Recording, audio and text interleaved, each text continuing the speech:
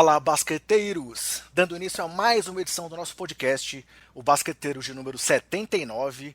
Voltamos hoje ao nosso formato tradicional, após o final dos playoffs, porque a gente também acabou com isso o nosso Basqueteiro Office, que foi assim, o segundo ano que a gente fez essa cobertura dos playoffs especial, e esse ano teve 38 edições, analisando aí todas as rodadas dos playoffs da NBA.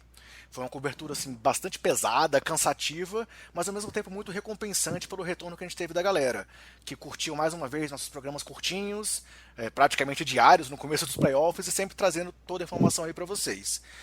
E eu sei também que também foi puxado pro nosso convidado de hoje, porque eles também fizeram uma cobertura muito legal aí nos playoffs, um pouco diferente da nossa, mas também cobrindo quase que diariamente tudo o que aconteceu. Mas antes de apresentar nosso convidado, eu preciso dizer que nesse nosso retorno, o assunto ainda segue sendo Los Angeles Lakers. E aí a gente vai trabalhar naquela onda aí que tomou conta da internet nos últimos dias, de começou assim e até onde chegou.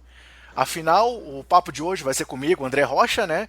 Com o nosso amigo Marcones Marques, que está de volta aqui mais uma vez aos basqueteiros, e com um convidado muito especial, que é outro amigo nosso aqui já do programa, e tanto meu quanto do Marcone, que é o João Lima, do podcast 48 Minutos.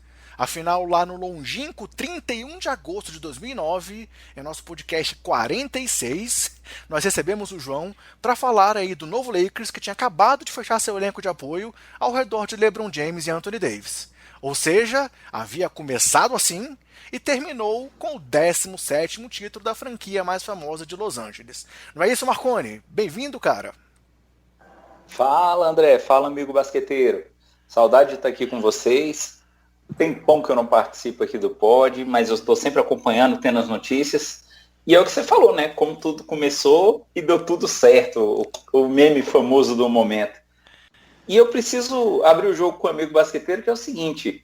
O André me convidou hoje, depois de tanto tempo, não é por uma gentileza, não é para cobrir o Angelés, que hoje estava com a demanda mais ocupada aí e tal. Não é por causa disso. O André me chamou hoje para passar na minha cara que também lá atrás eu cheguei a falar em algum momento, torcedor do Lakers, eu acho que esse ano ainda não é título para vocês.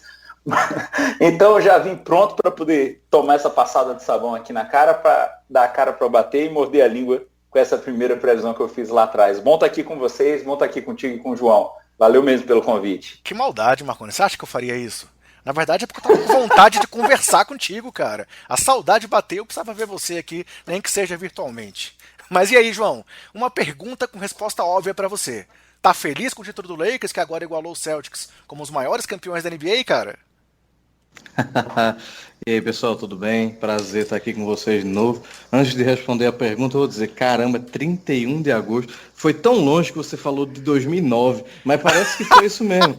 Foi 2019, Ato falho. mas parece que faz uns 3, 4, 5 anos. Tanta coisa aconteceu depois disso, bicho, que eu tô sem acreditar, assim. Parece que foi muito, muito tempo. Eu lembro até onde eu tava. Para quem não sabe, eu me mudei para São Paulo nesse meio tempo e voltei para o Recife. Ou seja, deu tempo de eu estar num terceiro lugar com relação àquele lá. E aqui onde eu estou agora, incrivelmente, eu consigo ver o apartamento de onde eu morava. Eu lembro muito bem de onde eu gravei esse episódio. É muito engraçado isso. 31 de agosto de 2019, caramba, mas parece que faz uns 5 anos. Então, uma honra muito grande estar aqui com vocês, depois dessa loucura que foi esse pós 31 de agosto aí, né? A gente não sabia o que vinha, né? E aí, esse último ano, a gente correu para todos os lados para resolver nossas vidas. E o Lakers, na mesma situação, né? Você falou aí da montagem do elenco de apoio, mas muita gente acabou chegando depois também, né? Muita gente que acabou sendo relevante nessa reta final aí. Eu tô feliz pra caramba, eu tava meio nervoso. O Kobe morreu esse ano, né? Parecia que o ano não podia piorar, mas piorou em 1000 vezes, né? O David Stern também morreu, e enfim, muita gente nos deixou, inclusive no mundo do basquete, né? Eu nunca vi tanta gente envolvida com a NBA, com basquete de maneira geral, nos deixar. Então foi um ano assim muito representativo mesmo, para quem cobre como nós, né? Assim, eu lembro que a gente parou o 48 lá no episódio 42, a gente conta todo errado, tá? A gente tem mais de 130 episódios, mas o 48 regular ainda tá no 40 e alguma coisa, então não conta muito, mas eu lembro que a gente parou e a NBA disse, não, vamos dar aqui um tempinho de 30 dias para ver o que acontece. E, meu amigo, esses 30 dias o caos instaurou-se, né, no mundo. E então, como a gente não tinha visão de nada, né? E aí todo o meu link esse é para dizer, a gente também tinha uma visão muito ruim em 31 de agosto de 2019, porque aí a gente vai falar os motivos aqui durante o episódio, mas o Lakers se saiu até melhor do que a gente esperava, né? E assim, em que pese eu seja um torcedor muito pessimista, eu acho que ficou esse aprendizado para mim, para os próximos anos, e eu vou explicar durante o episódio o que exatamente ficou de aprendizado. Mas a sua colocação, André, foi perfeita de falar a montagem de elenco do apoio do Lakers. E se você for lembrar, eu acho que você vai trazer flashes do ano passado, a gente vai pontuar justamente esse elenco de apoio e questionar esse elenco de apoio, né? Mas aí o aprendizado vai vir daí. Enfim, uma honra estar aqui com vocês e vamos embora. Sobre esse seu comentário aí da numeração louca, eu entendo perfeitamente. Afinal, esse é o nosso podcast 79, sendo que nós já temos 167 podcasts publicados. Porque tem essas duas coberturas de playoffs com os podcasts curtinhos, né? E a gente manteve a numeração separada para poder não parecer que era a mesma sequência. Mas eu entendo isso aí perfeitamente. Mas galera, então, antes de irmos ao que interessa, deixa eu só voltar a fazer uma coisa que eu não faço faz tempo, porque eu não fazia também nos curtinhos. Quer dar aqueles recadinhos padrão aí para todo o pessoal que escuta a gente. Nosso podcast está disponível nos principais agregadores, como Anchor, Castbox, Google, Apple. Tá também no Deezer, tá no Spotify e também em áudio no YouTube, sempre com o nome Basqueteiros. Além disso, a gente está também nas redes sociais com o nome de usuário com o nome Basqueteiros e o nome de usuário @BasqueteirosNBA, sendo que o Twitter é nosso principal canal de comunicação com todo mundo. E aí, galera, durante a bolha da NBA, a gente acabou fazendo uma mudança também aqui no Basqueteiros, pois nós liberamos aquele grupo que a gente tinha no WhatsApp, que era só para divulgar os nossos podcasts, e aí ele virou um grupo de conversação e foi muito legal, trocamos ideia com todo mundo aí durante todos os playoffs, ou desde antes dos playoffs, quando a bolha começou, e foi muito interessante. Então, se você quiser conversar com a gente e discutir basquete aí em alto nível com essa galera aí do grupo do Basqueteiros, é só procurar o link no nosso perfil do Twitter, que eu postei ele de novo essa semana e vou continuar postando para quem quiser entrar nesse grupo para discutir com a gente. E aí, como eu disse, lá só rola papo de alto nível, então vai ser muito legal ter vocês com a gente lá também. E aí, Marconi, e aí, João, prontos? Vamos falar de NBA, temporada do Lakers, título e um pouco também do futuro da franquia roxa e dourada? Vamos embora. Só fiquei um pouco nervoso agora que eu não sabia dessa pauta aí de trazer coisas do passado, mas vamos embora. Muito bom, muito bom. Se prepare, meu amigo. Arquivo confidencial. Já Faustão, quando leva o cara, achou que ia pro Ding Dong, né? Mas chegou no arquivo confidencial, meu amigo. Se prepare, João. Se prepare que eu tenho umas coisinhas boas anotadas aqui.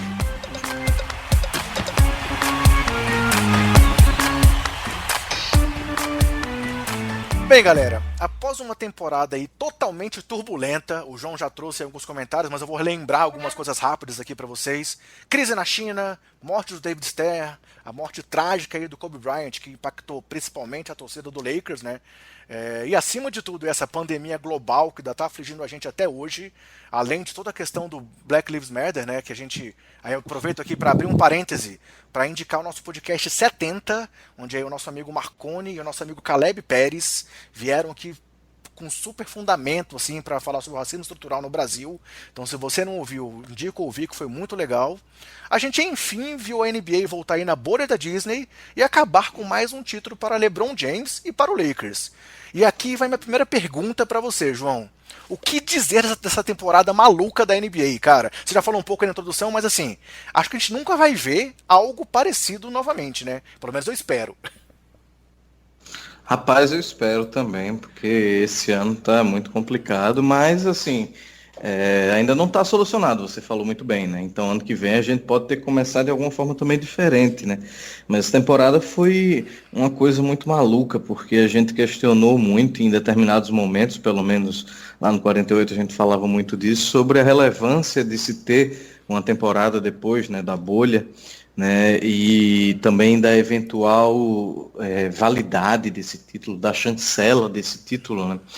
E aí eu acho que fica realmente essa questão de como a NBA, pelo menos para mim, fica bem claro, é a liga mais bem administrada, pelo menos dos esportes americanos, eu digo isso com a melhor tranquilidade do mundo aí, e talvez do mundo, né? Os caras realmente conseguiram.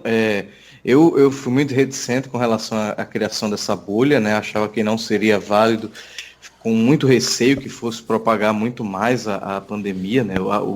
A Covid, né? E tudo mais, mas acabou sendo uma coisa muito proveitosa, né? Uma aula aí do Adam Silver com todo mundo, junto com a Disney e tudo mais, né? Enfim, eu acho que além disso,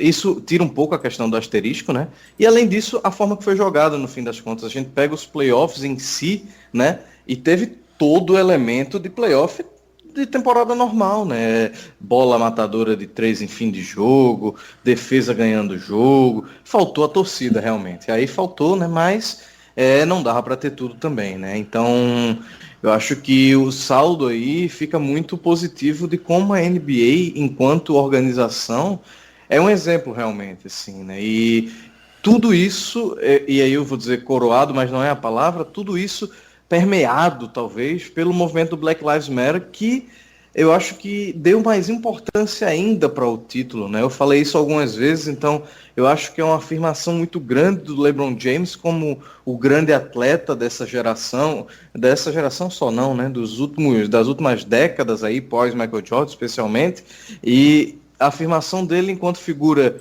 esportiva e também uma figura de importância para a sociedade, né? De ele ganhar um título sob todas essas condições.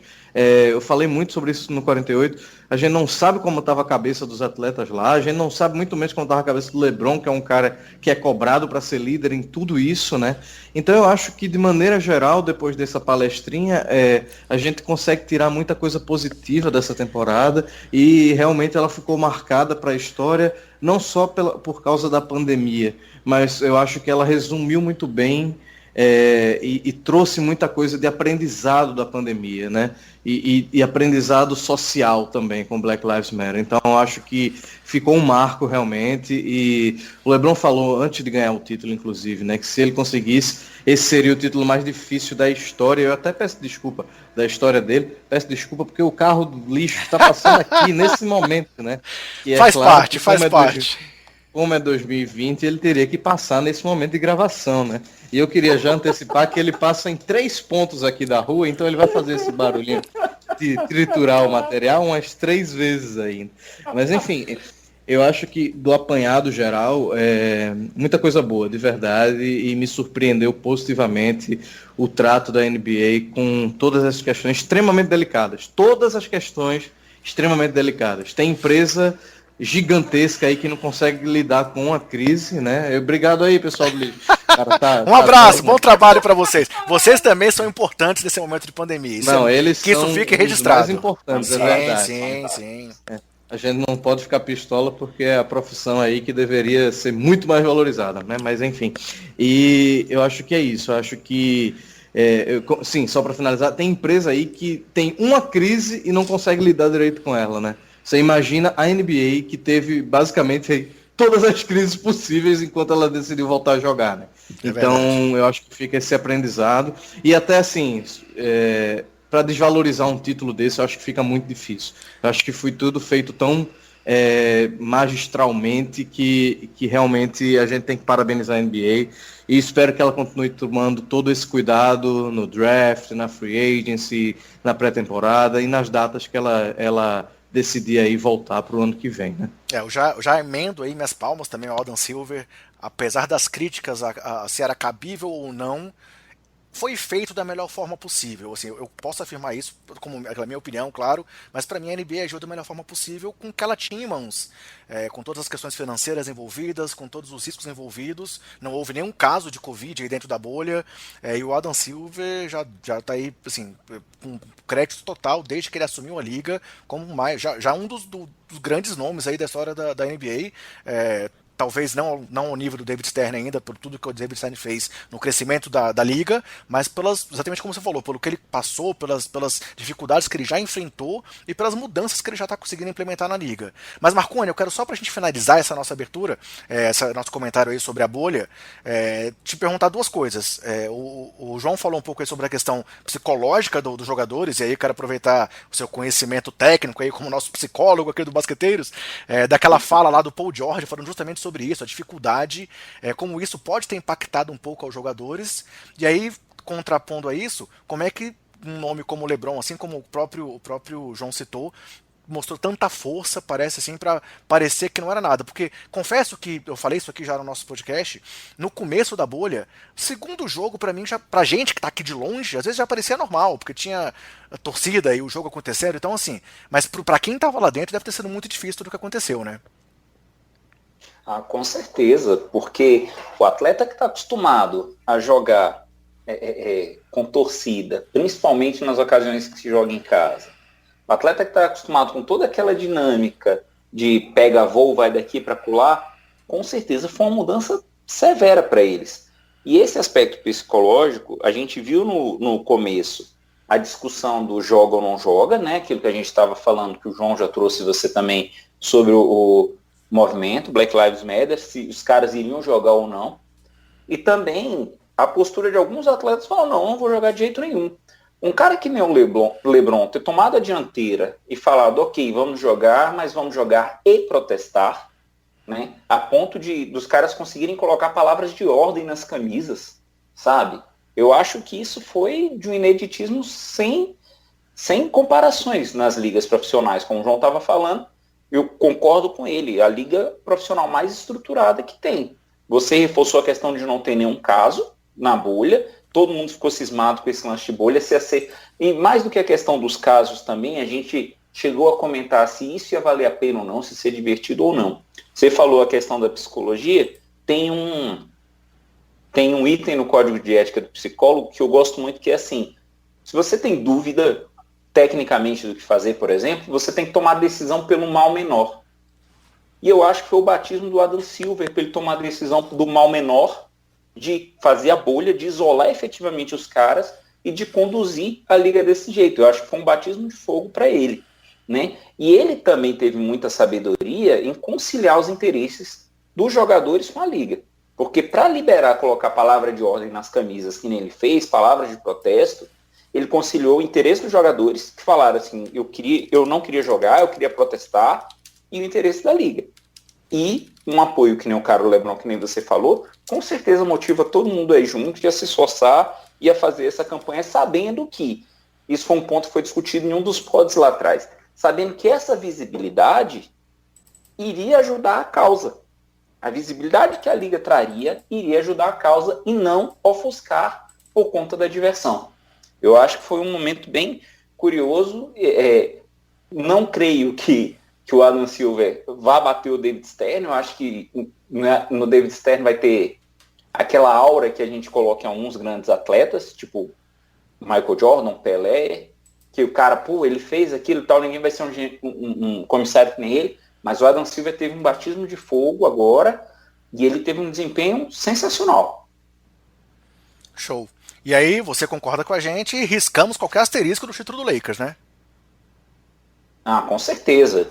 A gente tinha aquela ressalva, aquela restrição com a questão da bolha como um todo, mas os caras fizeram merecer demais. Assim. A gente chegou a conversar sobre a regra que foi colocada, como que seria a classificação, quem iria e quem não iria, mas não há o que questionar. Dentro de quadra, os caras fizeram por merecer. E aí, resgatando aquele comentário que eu fiz na abertura de que num dado momento eu falei pro fã do Lakers que esse não seria o ano, só pro fã do Lakers não ficar muito triste comigo, alguns pods depois, à medida que a free agency foi evoluindo, eu mudei esse do não vai ser esse ano para, olha, não sei, e depois, cara, tá tudo em aberto. Porque a gente viu essa evolução, né? É o que vocês trouxeram. 2019 foi há tanto tempo atrás que aconteceu tanto tempo até chegar nessa decisão.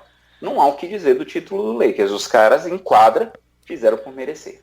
Beleza, então agora vamos voltar para o que a gente falou, aquele momento aqui de lembrar alguns pontos que a gente discutiu lá atrás, rapidamente, só para a gente poder apontar o dedo aqui de quem realmente falou alguma coisa errada. Brincadeira, mas é porque a gente está na internet, é para ser criticado mesmo, né? Então, começando, a primeira crítica não vai a nenhum de nós três, mas vai a um comentário que a gente fez lá atrás, porque a gente citou naquele podcast aquela pesquisa feita com os GMs antes da temporada, o GM Survey, e naquele momento nenhum GM tinha citado o LeBron como o melhor jogador e nem o Lakers como favorito ao título. E aí vale lembrar aqui que o João falou um pouco mais dessa discussão, que isso acontecia porque o GMs têm memória curta. Porque até antes da lesão na temporada anterior, o LeBron estava levando os Lakers aos playoffs. E aí se lesionou e tudo aquilo aconteceu na sequência, a bagunça, a questão da troca pelo Anthony Davis, o impacto, a saída do Magic, tudo que aconteceu. Mas aqui a primeira lembrança, então, é sobre o fato da gente ter discutido lá atrás que ninguém, formalmente, nenhum GM da liga, apontou o Lakers ou LeBron como favoritos. Alguém quer comentar alguma coisa sobre André, isso? Oi. na verdade, eu vou agravar o posicionamento dos GMs. Ninguém votou no Lakers nem como campeão de conferência. Isso é verdade. Piorou Né? ainda, Foi né? mais É verdade. grave ainda. É verdade. E aí, é bom que todo mundo queimou a língua, né, João? Assim, primeira coisa é que realmente é muito difícil confiar nos GM da NBA, né? E o que a liga tem de competente os diretores aí, os dirigentes, né? Conseguem às vezes compensar nas atitudes de formação de times e de análise mesmo, né? Mas eu acho que é compreensível que eles não tenham votado, porque naquele momento que a gente grava lá atrás, é justamente isso, né? Parece um catadão, né? Um catadão de um time que, inclusive, não conseguiu o técnico que queria, né? Eu não sei se vocês lembram, mas o técnico desejado pelo Lakers àquela altura era o Tyronn Lue. Isso. Então, ele não quis um contrato mais curto, né? E o Lakers disse, não, aí então a gente vai para o Frank Vogel, que inclusive era ventilado que seria um assistente do Lue. E aí, quando o Frank Vogel assume, todo mundo diz, esse cara aí é só o boneco para quando ele fizer uma besteira, o Jason Kidd assumir. Uhum. Bem, estão esperando até agora o Jason Kidd assumir, né? Então, eu acho que a análise, se a gente, por mais que eu tenha todas as críticas do mundo aos GMs e suas decisões, eu acho que a análise mais racional na época trazia um pouco a tentativa de valorizar mais o Clippers mesmo, até porque é isso que você falou, André, é perfeito. O LeBron tinha acabado de machucar, uma lesão chata, ficou muito tempo fora. Foi no dia do Natal, inclusive, né, que o Lakers estava voando em cima do Golden State e acabou se ferrando, né? E não foi nem para os playoffs, né? Eu lembro que a gente gravou um 48, nessa época mais ou menos, que a gente cravava, foi mais um desses anos que o Oeste ninguém consegue prever nada, né? E a gente cravou dizendo que tinha uns 4 times que estavam garantidos. O Lakers, o Denver, eu não sei mais quem era, Golden State e sei lá quem. E depois da lesão do LeBron, meu amigo, o Lakers foi ladeira abaixo, parecia o time que ia tancar, né? E aí a visão que fica é essa contra a visão de um Clippers que deu muito trabalho para o Golden State Warriors nos playoffs, né? Um time totalmente de operários, um time organizado. Odeio a expressão time de operário, mas ela acaba servindo muitas vezes.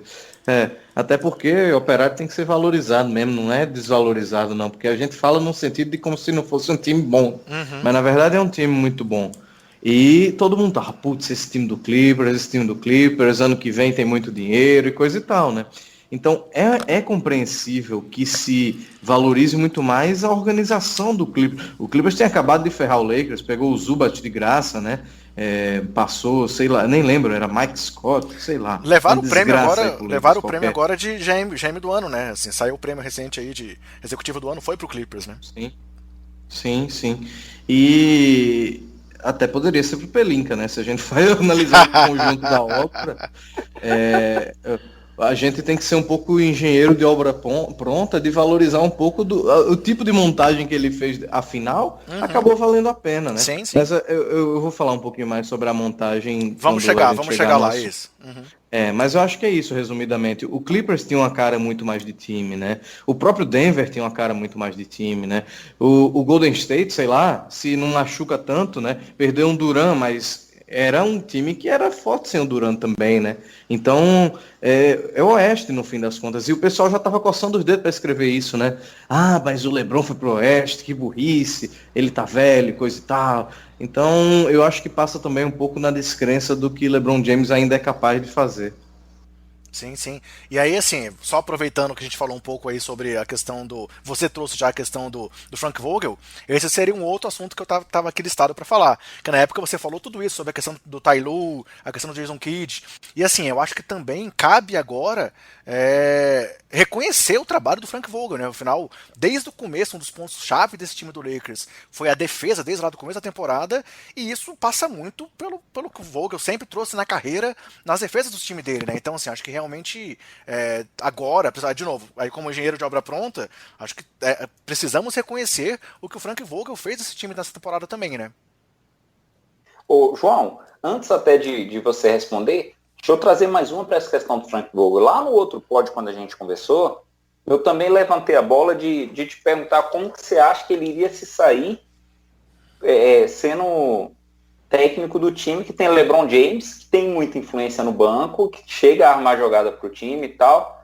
E aí você falou, a gente vai ter que ver como é que vai ser, se o LeBron como que ele tá percebendo esse movimento e tudo. E aí eu queria aproveitar e acrescentar isso, para além da questão de como ele agiu enquanto técnico, como que você percebe essa questão da relação dele com o LeBron enquanto líder nato daquele time, né? E a gente conversou também, João, eu também estava ouvindo o podcast, a gente falou sobre a questão dele ser um point forward, como é que ia ser colocado. E ele realmente foi listado como o armador do time, né? Na época a gente falou que isso não ia acontecer, mas acabou acontecendo. Então, vamos lá, João. Palavra contigo mais uma vez. Vamos lá, muita coisa, uma coisa cada vez. Eu acho que o Vogel é engraçado isso. Eu acho que serve um pouco para, às vezes, a gente descer, não é descer do salto, mas é ter cuidado com as análises que a gente faz, né? Uhum. Porque o Vogel foi um cara que montou times muito bons lá no Indiana, né? E aí ele teve um trabalho horrendo no Orlando, mas se você for pensar bem, são poucas pessoas que conseguem trabalhar bem no Orlando, né? Especialmente recentemente, não é nem brincando assim, cornetando Sim, de mas verdade. pela dificuldade na Mas formação do elenco, por tudo, claro. sim, tudo, assim, a gente teve o Stan Van Gundy, que inclusive é um cara que eu gosto muito e que acho que foi jogado, de certa forma, na sarjeta, por causa de sei lá o que, no fim das contas, e fez um trabalho de levar um time para a final, com Dwight Howard e do Turkoglu e Jameer Nelson. O cara transformou o Jameer Nelson em All-Star, sabe? Sim, então, sim. eu acho que essas pequenas histórias, a gente tem uma certa tendência a desvalorizar ou até às vezes a supervalorizar. A gente esquece um pouco o meio do caminho, eu acho. E eu acho que o Vogel é justamente isso, o caminho do meio.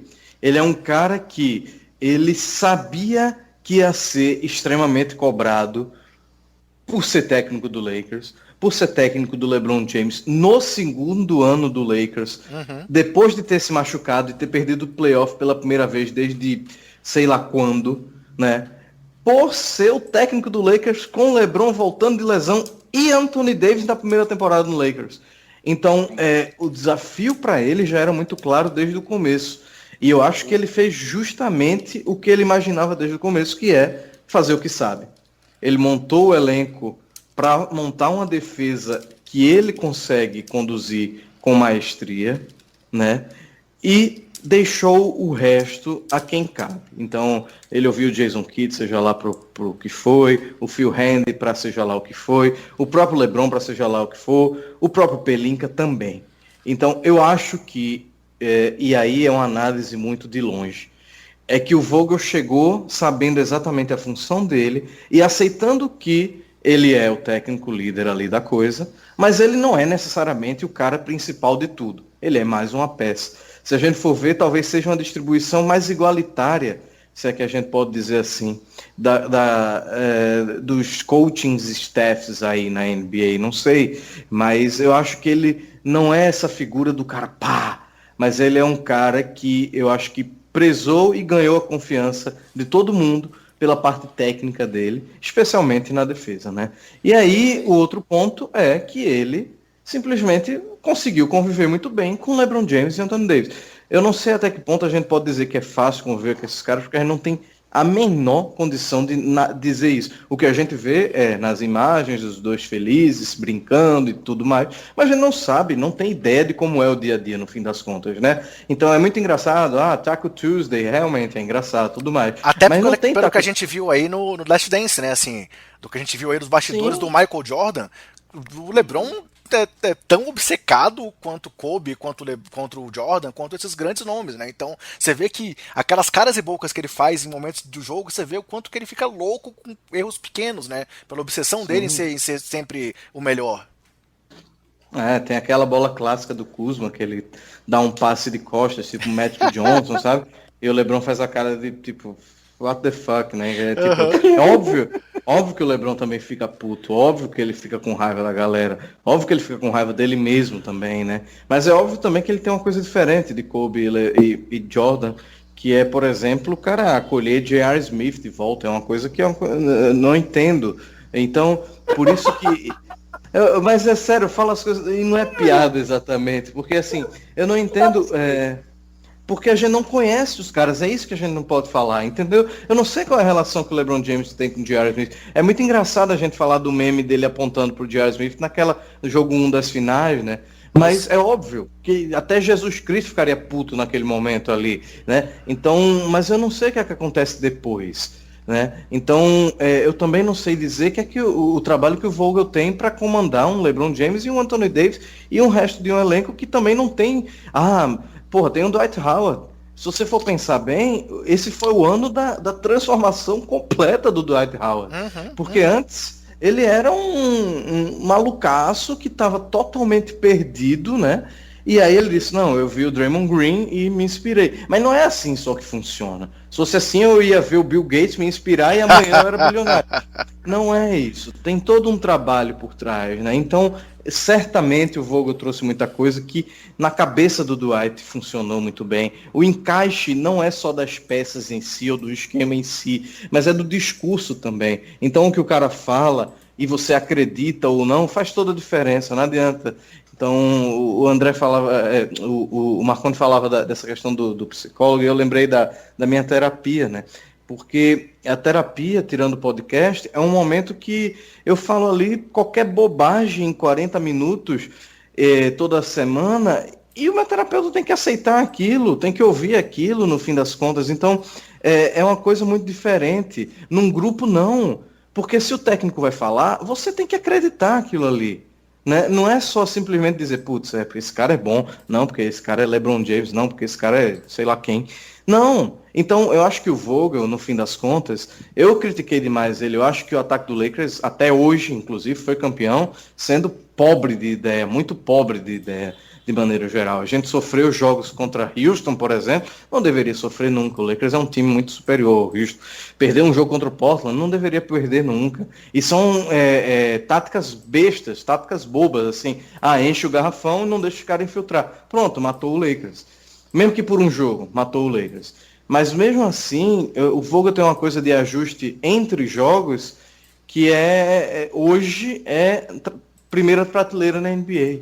Então, eu acho que essa decisão, aí a gente, só para finalizar, essa decisão mostra um pouco do como a gente de longe, muitas vezes vai ter que dar um pitaco baseado em alguns achismos. Eu não sei até que ponto o Pelinka, por exemplo, confiava no Vogel para ele ser o técnico, ou foi uma decisão de dizer, putz, não vai sobrar ninguém, vamos aqui no Vogel mesmo, ou sei lá, sabe? Então, até que ponto é isso? Então, até que ponto agora, engenheiro de obra pronta, a gente vai dizer, porra, que trabalho do Pelinka em trazer o Vogel. Ninguém acreditava nele, né? O que acontece foi feita a decisão e hoje a gente tem o resultado. Considerando o resultado, foi super certo, maravilhoso. Eu espero que continue dando certo. Parabéns pro Vogel, de verdade, assim, eu acho que, como todo profissional, eu acho que tem um momento da sua carreira que você precisa de algum tipo de chancela. Não que seja uma chancela de uma empresa, de qualquer coisa, mas é do trabalho em si. E eu tenho certeza que todas aqueles times que ele montou no Indiana, o sofrimento dele com o Orlando Magic, estavam nas costas dele até esse título, sabe?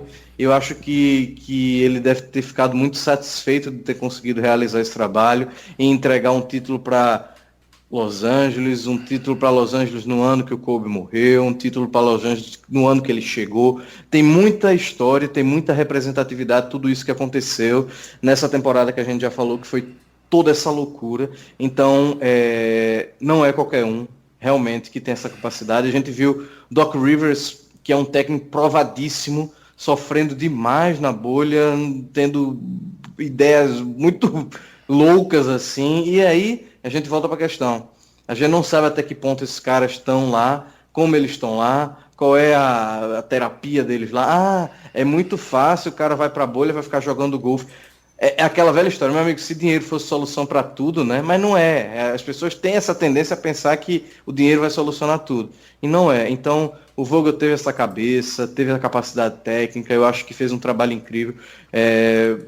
Saiu valorizado demais, assim. Eu acho que é um nível de respeito além, né, agora, porque não é um anel porque tá ali com um anel, né? É um anel que ele mereceu, acima de tudo.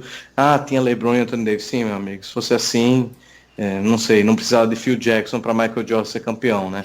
Então, eu acho que o trabalho do Vogel, e aí ficou esses 10 minutos só para ele, é muito mais do que merecido, porque ele me surpreendeu pra caramba. Espero que ele continue estudando, evoluindo e tudo mais. Um cara que começou como analista de vídeo, assim como o Spoelstra, né?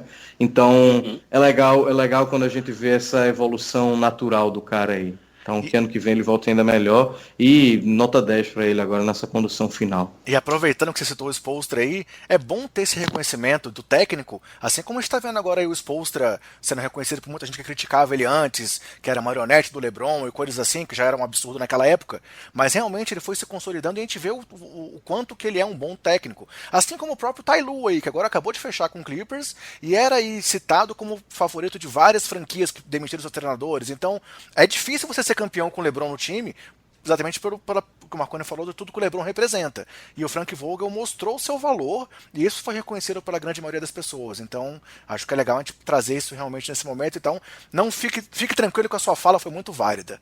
Mas, Marconi, agora uma cutucada para você.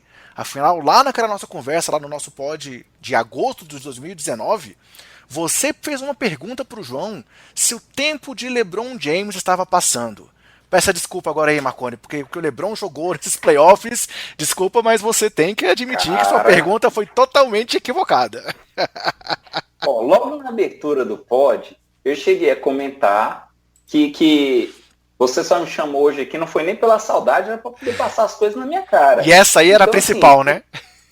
Nossa senhora, eu falei, a pergunta que eu fiz à época foi assim, você acha que o sol tá se pondo pro LeBron? Eu usei esse termo, sabe? Que o tempo dele tá passando e tal. E aí o cara foi, tipo assim, o João me respondeu aquela época. Naquela época ele virou e falou assim, olha, LeBron é o melhor jogador da NBA até quando ele quiser. O João falou exatamente isso. Mas para não ficar contente só com o que o João falou, o LeBron também passou na minha cara, né? Pois é. Cara, eu lembro que quando eu fiz esse comentário à época, a gente vinha conversando sobre algumas mudanças que a Liga estava tendo, sobre como que o Oeste estava se reconfigurando como um todo, né? A gente ainda tinha algumas movimentações que estavam acontecendo e a gente estava ficando em dúvida, e eu lembro que eu levantei essa questão, né? Eu falei de caras como Antetokounmpo, o próprio... Jesus Cristo, olha o nome dele, o cara do Dallas. Doncic? O Doncic, perdão, gente, falhou o nome total. O Doncic, falando dessa nova geração, né?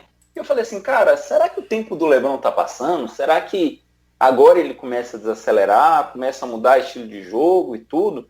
E aí a gente tem uma série de finais dessa e a gente vê algumas matérias, inclusive em que os caras estão falando de LeBron junto com Davis, comparando com Kobe e Shaq, né? Então, assim, cara, LeBron, eu sei que você ouve o nosso pod, você ouve assíduo, então, I'm sorry, man. Pronto. Era isso que eu precisava. Suas desculpas estão pedidas. E aí, agora aproveitando então, só para mais uma cutucada aí, agora de novo no João, dizendo que eu sempre apostei nesse Lakers desde lá do começo, vocês apostavam no Clippers, e eu dizia que o Lakers vinha com tudo por causa de LeBron e Anthony Davis, e aí o João disse tudo bem, ele disse aqui que o Lakers não podia ser considerado um pato morto, porque tinha LeBron e Anthony Davis, mas o João colocou o Clippers como favorito. E aí, João, isso era uma falsa modéstia sua na época, cara? Ô, João, só para poder te colocar na fogueira junto com mais alguém e dizer que você não falou isso sozinho. Quando a gente teve o pod 43, que a gente falou do Clippers, do Kawhi e do Paul George, a gente recebeu Lucas. O Buzzer Beats e o Lucas Davi. E os dois, eles falaram o seguinte, que se o Lakers fosse campeão de divisão, já era muito lucro. Então, assim, né, eu não vou apanhar sozinho, vou levar todo mundo junto. Eu tiro onda com o Lucas, dou umas alfinetadas até hoje, porque ele ficou meio pistolito com o Clippers caindo antes da divisão, da final da conferência, né? E com razão, eu acho assim que, por mais que eu seja chato, eu tento sempre analisar realmente o que eu acredito na lógica da coisa. E se você considera que o time do Clippers ele vinha de um reforço do atual MVP das finais, um cara que simplesmente chegou em Toronto e transformou o time em campeão, com o reforço do Paul George, vale lembrar que, e isso aqui é muito válido a gente contextualizar, o Paul George era candidato a MVP na temporada anterior no Oklahoma City Thunder, tá? Era ele, o Harden e o Jokic. Então, os três na luta pelo MVP. Então, você pega um cara que teve uma defesa fantástica, entregou o que ele sempre entrega no ataque, junta com o MVP das finais, num time que já tinha dado muito trabalho ao Golden State Warriors nos playoffs, com um técnico bem competente, assim, em que pese eu acho que o Doc Rivers tenha feito um trabalho bem meio porco, assim, nessa reta final. Ele tem uma história, no fim das contas, da liga, isso pesa. Ele não é vou jogar lá o sei lá quem e vamos ver o que é que dá. Não é. A gente tava falando aqui de papo de Doc Rivers, Coach of the Year ano passado. Então, esse time do Clippers, ele era muito aclamado, vamos dizer assim. Pode ser que eu em algum momento tenha dado um downplay aí, né, porque é meu time e tudo mais. Provavelmente, há uma chance grande disso ter acontecido. Mas eu acho que o grande ponto aqui, e aí esse é um dos aprendizados que eu falei depois que eu ia falar aqui, é que realmente assim, na NBA, essas histórias, o Marcão estava falando aí agora, porque tem o Giannis, tem o Luka e tudo mais, é verdade, mas é engraçado, né, como a gente não pode, e repetiram muito na mídia americana esses dias todos, don't take LeBron for granted, né, não tira um cara desse para fora do baralho, né, você não consegue fazer isso, né, e eu acho que às vezes a gente aprende no burro, né, no soco e tudo mais, mas eu acho que é isso, não tem como a gente dizer aqui que a análise foi errada. Se eu fosse fazer essa análise de novo, provavelmente faria do mesmo jeito, e não sei como vai ficar a análise para a temporada que vem. A gente tem draft aí no meio, a gente tem free agency importante aí no meio, tem trocas que estão para acontecer, tem o Golden State suando aí para voltar, e com certeza vai voltar com um time extremamente competitivo. Então, é óbvio, o Lakers é o atual campeão, vai ser um dos candidatos para o ano que vem, mas eu não posso chegar aqui e dizer, o Lakers é favoritaço para o ano que vem. Putz, eu não acredito nisso. Eu posso falar para a galera dizer, olha, ele está falando isso, mas eu não vou ficar falando uma coisa que eu não acredito. Então, eu acho que a análise ano passado foi essa aí. E que bom que deu errado, né? Eu espero continuar errando sempre quando for pro Lakers ser campeão, né? Então, fico feliz da vida, mas assim, eu acho que a lição que fica as histórias, a gente não sabe como elas vão ser contadas no fim das contas, né? Poderia muito bem ter sido uma final Lakers e Boston, e o Boston ter ganho o 18º e o Lakers ter ficado 2 atrás de novo, sei lá, a gente não sabe. né? O time do Boston é muito forte, mas ela é contada e a gente não tem como prever isso. E a gente só observa e bate palma, porque eu acho que depois de uma certa idade eu comecei a fazer isso. Tem história que fica muito legal de ser vista. A do Lakers, obviamente, por mim foi ótimo, mas ano passado a gente teve a do Toronto, que foi muito legal também de ser vista. A gente continua admirando o Toronto hoje em dia, jogadores fantásticos como o Kyle Lowry e tudo mais. Então, assim, eu acho que fica a lição da gente aprender a aproveitar as histórias. Eu acho que a gente tem que valorizar o que a gente tá vendo, porque depois que passar, a gente vai ficar com saudade, sabe? Uhum. Os títulos do Warriors também, né? Se a gente lembrar aí, os títulos do Warriors, sim, as atuações do Duran naquelas 2 finais que ele foi MVP, realmente a gente tem que dar o braço a torcer. O Steve Kerr, pô, é absurdo, O nascimento de um grande técnico, tudo isso tem um valor muito grande. O Spoelstra, que é um cara que foi injustiçado, você falou perfeito aí no comentário, quando ele estava lá com o LeBron, é engraçado, né? Os caras têm que treinar LeBron James, que pode eventualmente ser considerado o maior jogador da história, e o pessoal diz, não, mas esse cara é só um fantoche do LeBron James. O cara tá treinando o monstro que o cara é, velho, e eu continuo pensando o que eu falei ano passado. Por mim, LeBron James é o melhor jogador da NBA enquanto ele quiser. Quando ele quiser jogar, ele vai ser o melhor jogador da NBA. É outro nível, outra coisa, é uma mente que é 100% pro basquete. Os outros é 98, 97, e aí isso aí acaba mudando. E aí, fazendo... Fala, Marconi. Só antes do André seguir, você falou a respeito do nosso saudosismo, né? E agora você fez o comentário dizendo que o cara tá treinando LeBron, um cara que eventualmente pode ser o maior da história. Eu tô te dando a chance de fazer uma retratação e dizer que ele pode ser o segundo melhor. Não vamos entrar. Essa polêmica dá um pod por si só, Marconi. Não. Dá uns 30. Vou fazer. Desculpa, mas quando ele falou do saudosismo, eu acho que eu sou o pior de todos, né? Tranquilo, é verdade. Tranquilo, mas vou pedir aqui uma questão de ordem e vou seguir em frente com o podcast então, para não abrir essa polêmica. Por favor, siga com o relator. Mas vamos lá. Fazendo o último link aí, o que a gente falou sobre a montagem do elenco, né? A gente citou lá atrás que o Lakers esperou até os 45 do segundo tempo, ou melhor, até os 48, para tentar levar o Kawhi e formar um Big Three por lá, e acabou que ele foi... Tinha que esperar, tá? Tinha que esperar, tá certo? Só me meter aqui, mas tinha que esperar mesmo. Se conseguisse, imagina, LeBron, Kawhi e Davis juntos. Ia ser um absurdo. Pois é. Então, assim, e aí por isso o Kawhi acabou não optando, e o Lakers acabou realmente buscando alguns refugos naquele momento da free agency. Buscou o Rajon Rondo, renovou com o Rajon Rondo, buscou o Cousins, que acabou depois se lesionando e não jogando, e aí foi buscar Danny Green, Avery Bradley, foi fazer algumas contratações pontuais. E aí aqui, só uma última cutucada, João, porque lá atrás você citou 3 nomes como jogadores que seriam importantes na rotação, que tinham sido Troy Daniels, Quinn Cook e Jared Dudley.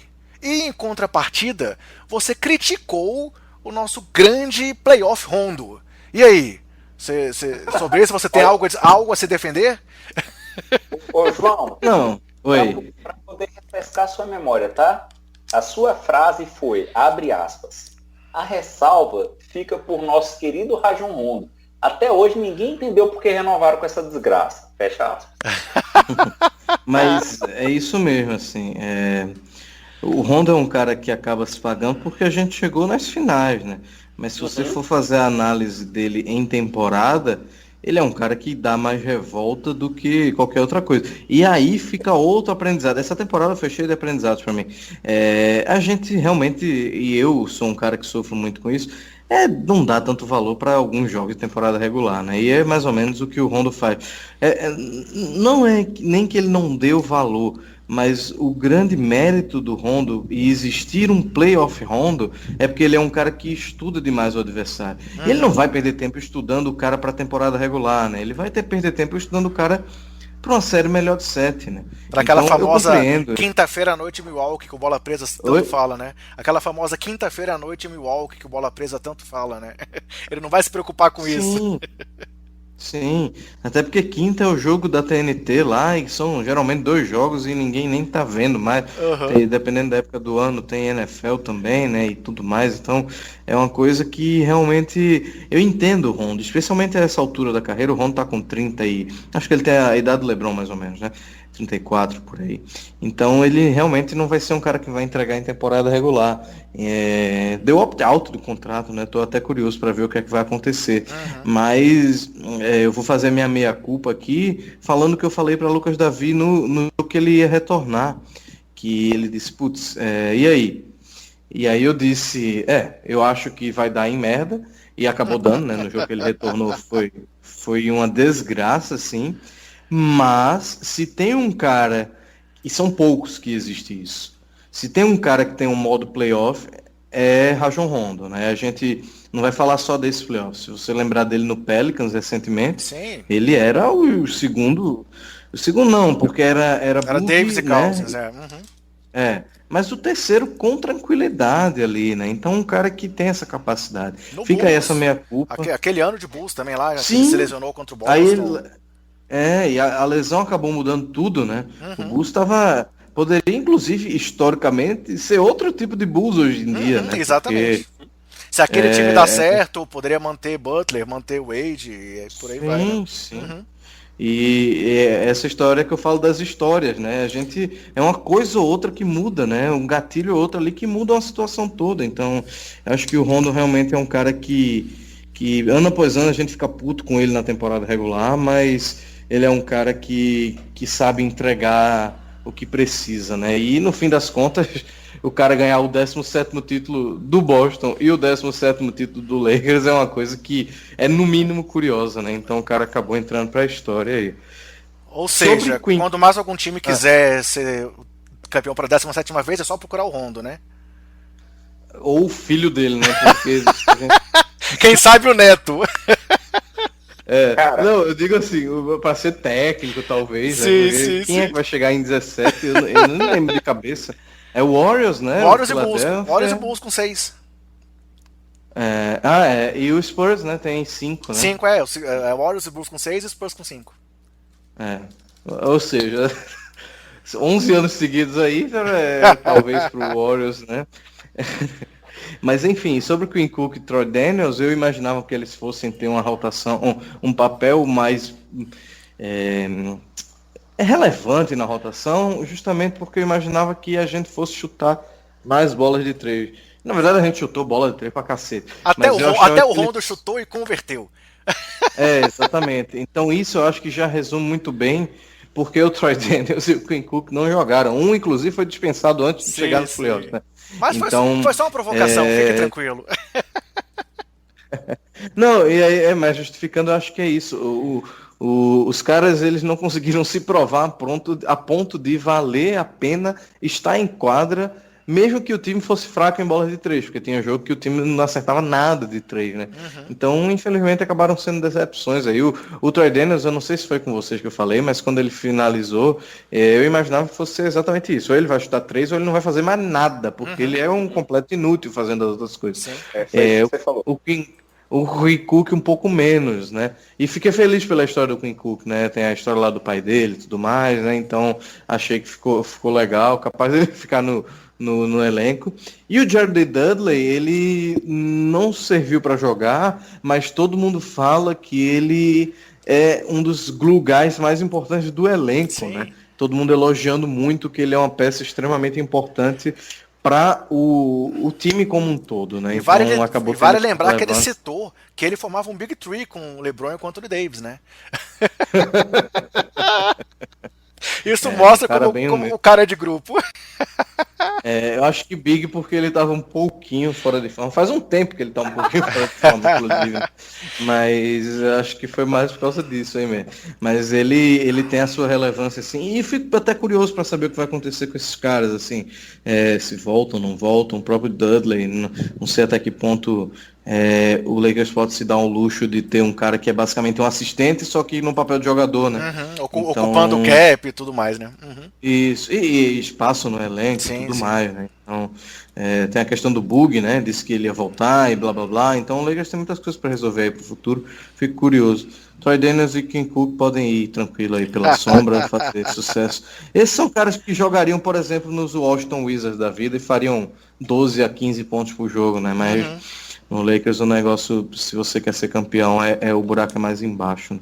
E aí, antes de comentar mais alguns aspectos aqui da formação de elenco, sobre o porquê que esse time já deu certo, como eu que fiz o roteiro, eu vou trazer um ponto que eu trouxe para me dar parabéns. Afinal, lá naquele podcast... lá naquele podcast eu falei. Eu gosto do nosso pod em imparcialidade. Exatamente.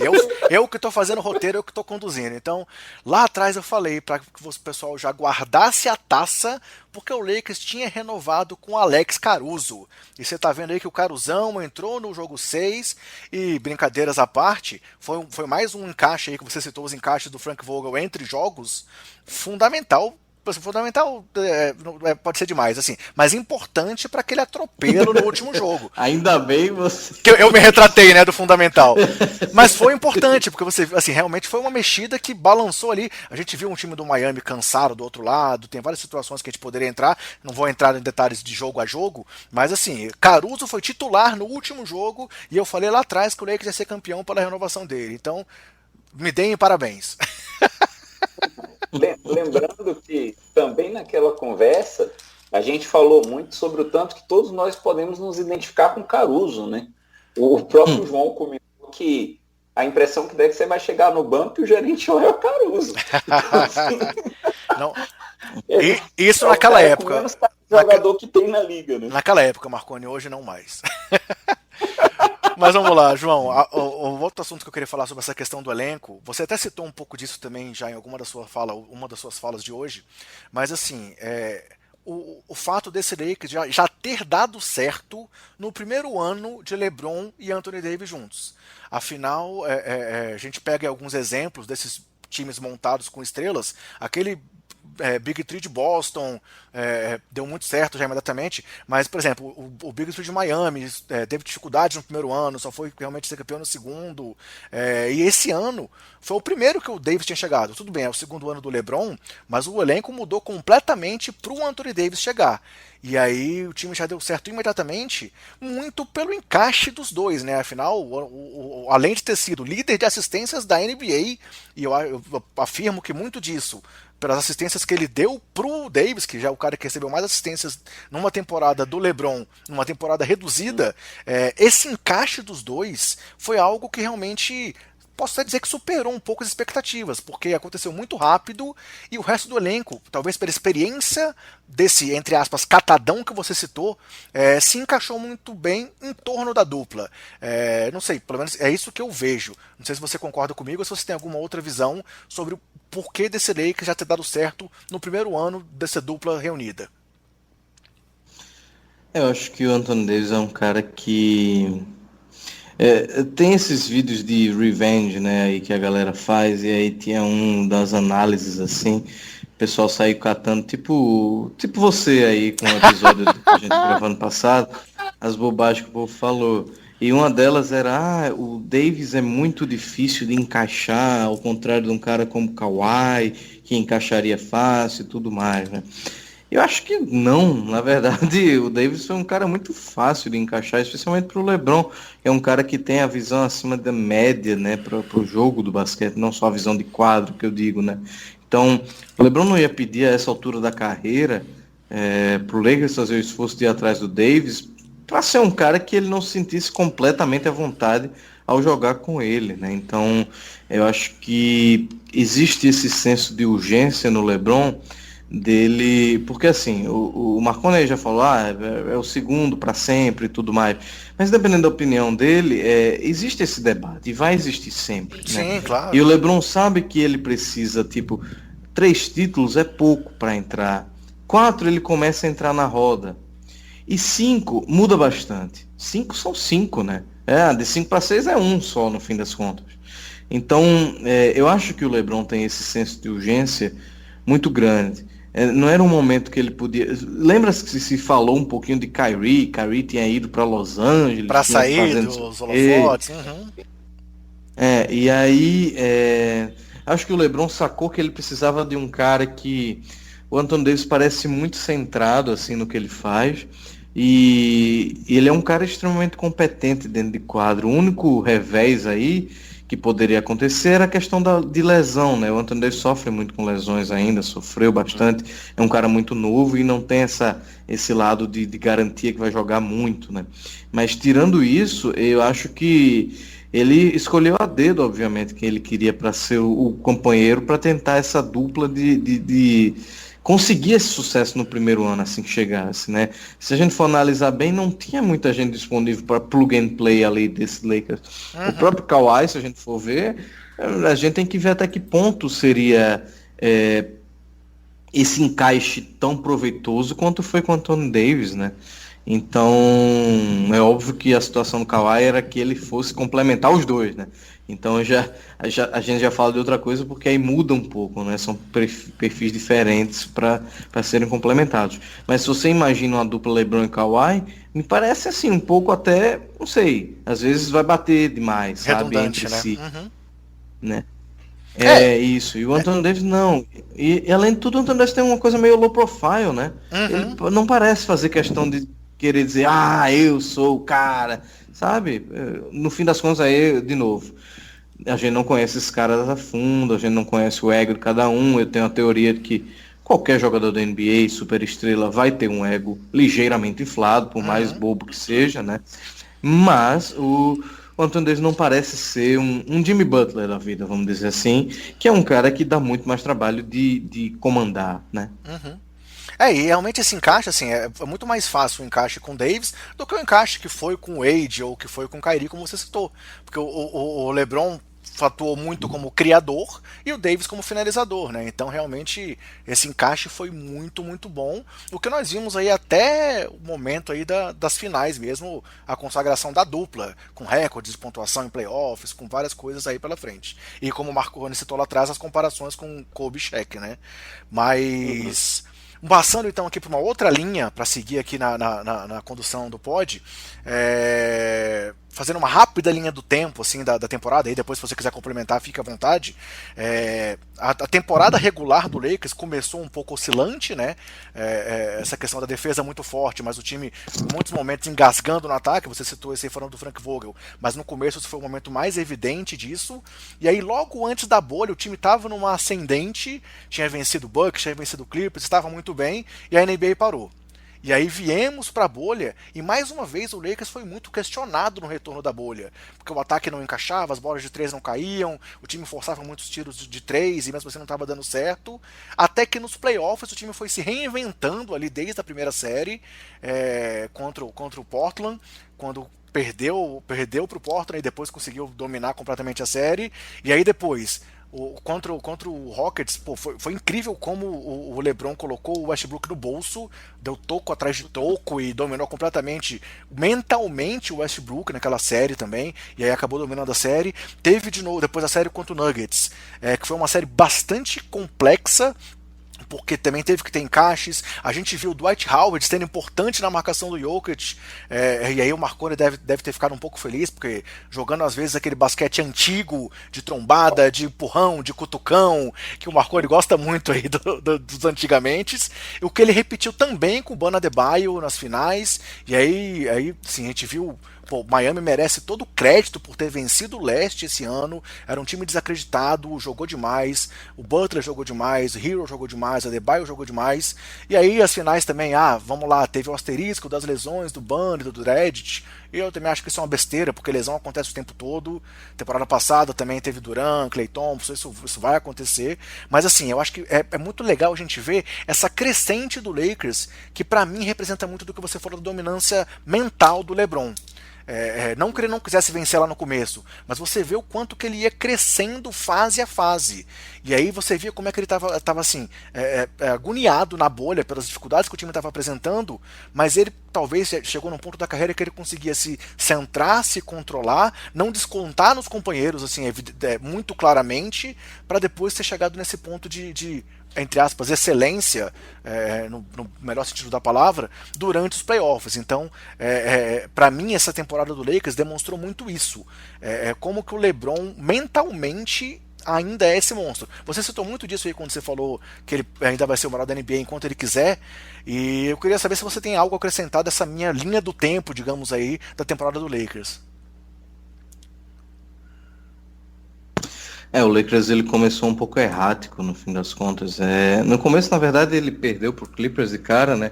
E depois até que deu uma engrenada, mas teve um momento ali, especialmente perto da morte do Kobe, inclusive, que vocês devem lembrar, na sexta-feira o LeBron passou o Kobe, né? No terceiro maior Na cestinha véspera da morte, né? Uhum.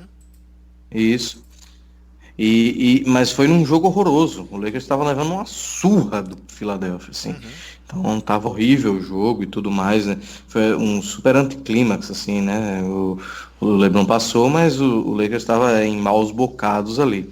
E realmente, assim, era um time que, para mim, não conseguia se impor, vamos dizer assim. Foram raros os momentos que o Lakers se impôs, né, sobre os seus adversários. Era um time que obviamente tem aquela estatística bizarra de que quando chegava no último quarto vencendo, não perdeu nenhuma partida, e isso obviamente também é um jeito de se impor, mas o que eu digo você não via o time assim atropelar, tipo, como um exemplo tosco.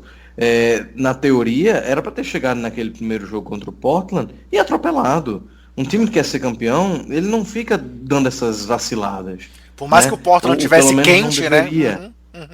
Isso, o Portland era um time mais quente da NBA naquele momento, se a gente for ver, e o ataque mais poderoso da NBA, se a gente for ver, especialmente por causa do Lillard, né, que é um monstro. Mas, independente disso, você que é um candidato e quer se mostrar como candidato, eu tenho muita teoria que você precisa dizer, beleza, tu tá jogando bem, mas eu vou chegar até a final e você não, então baixa a tua bola aí. E não, né, teve dancinha do Lillard, aquela parada toda, depois levaram a varrida de ré, né, mas sabe, é um pouco esse Lakers que existiu durante toda a temporada. Eu acho que quando o time estava totalmente focado, estava jogando a defesa tinindo, era um time que tinha cara que seria campeão. Mas sempre me passou essa dúvida por causa disso. Tinha momentos que parecia que o interesse ia embora e o negócio ficava feio. Então, acho que o seu resumo foi ótimo. O Lakers realmente teve momentos assim que... e aí? O que é que vai acontecer? E eu acho que isso até dificultou um pouco a análise, se você for pensar bem, né? Porque eu, particularmente, achava que poderia, em alguns momentos, ter elevado o nível do jogo para se impor também. Mas o Anthony Davis é um cara que voltou muito mal na bolha, né? Ele voltou errando muitos arremessos. Ali foi um momento que realmente... Ali parecia falta de interesse. Pois também, né? Eu, como eu falei assim, eu apostei no Lakers desde o começo, mas ali, naquele começo da bolha, eu falei, putz, acho que minha aposta deu errado. Acho que o Lakers não vai engrenar. Apesar do LeBron, pra mim, ter sido o MVP da temporada, nada contra o Giannis, mas eu acho que o que o LeBron fez esse ano também foi um absurdo. Eu voltei aí, nas enquetes que eu participei todas, eu voltei no LeBron. Mas assim, aquela volta da bolha pra mim foi um momento que eu cheguei a questionar se o Lakers realmente ia conseguir ser campeão esse ano. E é engraçado, porque perde aquele jogo do Portland e é o tapa na cara, né? Porque, tipo, a gente agora fazendo a análise tá muito distante e às vezes a gente esquece, mas era justamente isso. O Lakers entra naquele momento ali como um time que estava jogando mal, um time que estava jogando, perdendo para todo mundo, né? O Portland acreditando que ia ganhar, né? O Portland estava acreditando que eles iam eliminar o Lakers. Mas apesar de tudo aquele primeiro jogo, eu não acreditei que o Portland pudesse eliminar o Lakers em nenhum momento. Porque o Lakers estava muito claro que 2 ou 3 ajustes ali iam resolver essa situação com o Portland. Mas o momento era esse, o Lakers desacreditado, numa bolha péssima, só fez ganhar o primeiro jogo do Clippers. E o resto ficou só esperando o tempo passar. E aí é uma coisa que a gente tem que dar todo o mérito pro Vogel, pro LeBron e pro Anthony Davis, que provavelmente são os líderes do time, de conseguir ter mudado essa mentalidade a ponto do time chegar na final e ser campeão, né? Então é um desafio muito grande, que passa também pelo que a gente falou lá no comecinho, que é isso aí, a gente não sabe o que se passou na bolha, a gente não tem ideia de como está a cabeça de cada um, né? Então tudo é um desafio no fim das contas. E aí, assim, as finais a gente vê realmente, de novo, teve essa questão toda envolvendo o time do Heat, das lesões e tal, mas a gente viu realmente o Davis e o LeBron, o Davis com questões físicas, mas assim, o quanto eles foram dominantes e mostraram por que eles dois são considerados por muitos a melhor dupla da NBA. A disputa era assim, quem vai ser o MVP das finais entre os dois? Claro, o Butler apareceu ali como candidato, o Butler jogou pra caramba, deu uma saudade dele no Bulls aí mais uma vez nessa série, mas assim, a gente viu tanto que os dois mostraram o tamanho deles. E aí, o Davis se tornou o primeiro cara a vencer NCAA, NBA, Mundial e Olimpíada. O LeBron chegou aí ao quarto prêmio de MVP das finais, o primeiro cara que foi MVP por 3 franquias diferentes. Chegou aí ao lado do Jordan a ser o segundo cara com 4 troféus de MVP das finais, pelo menos 4. Então, assim, a gente sabe o tanto que os dois mostraram a força deles nessas finais. E aí, para mim, ficou muito, muito evidente o quanto que, mais uma vez, o quanto o elenco de apoio estava ali realmente para apoiar esses caras. E eles sabiam desse papel que eles estavam ali para isso.